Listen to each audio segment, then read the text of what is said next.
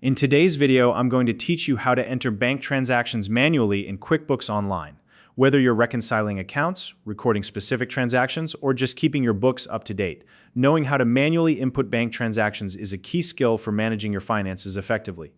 QuickBooks Online is a powerful accounting tool designed to simplify this process, and I'll be walking you through each step to make it as straightforward as possible. If you're new to QuickBooks Online, you can use the link in the description to create your account and follow along. Let's get started. First, open up QuickBooks Online and navigate to the top left corner of the screen.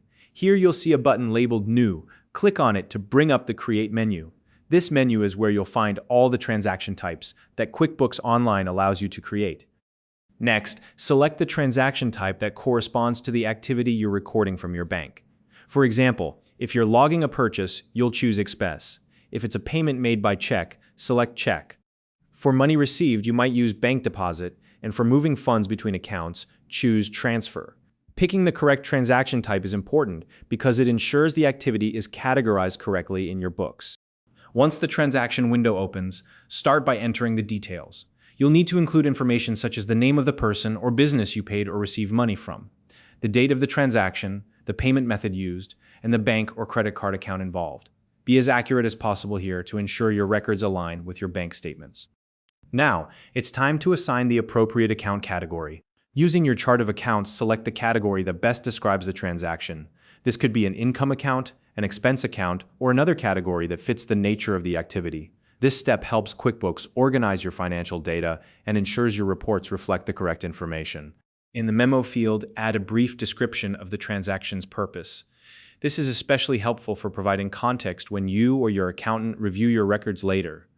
The memo doesn't need to be lengthy, just include enough detail to clarify what the transaction was for. If you have any receipts or supporting documents, attach them to the transaction. QuickBooks allows you to upload files directly, which can be a lifesaver during audits or when reviewing your records. Keeping everything in one place ensures your documentation is always accessible. For businesses that use classes or locations to track financial data, make sure to set these fields as well. This is particularly useful for companies that want to analyze performance by department, project, or physical location. If you don't use these features, you can skip this step. Before you save, take a moment to double-check all the details, review the amounts entered, verify the tax settings if they apply, and make sure the total matches your bank records exactly. Accuracy here is crucial to maintaining clean and reliable books. When you're confident everything is correct, click Save and Close to finalize the transaction. This action will post it to your account register and immediately update your financial reports. If you have another transaction to enter, you can click Save and New instead to quickly move on to the next entry. If you're using bank feeds in QuickBooks Online, don't forget to match the manually entered transaction to the corresponding bank feed record. This step is essential to avoid duplicates and keep your reconciliations accurate. Finally, make it a habit to maintain consistent categorization and use clear memos for every transaction. This will save you time and effort in the long run, especially during tax season or when sharing your records with an accountant. If you found this video helpful, please like and subscribe.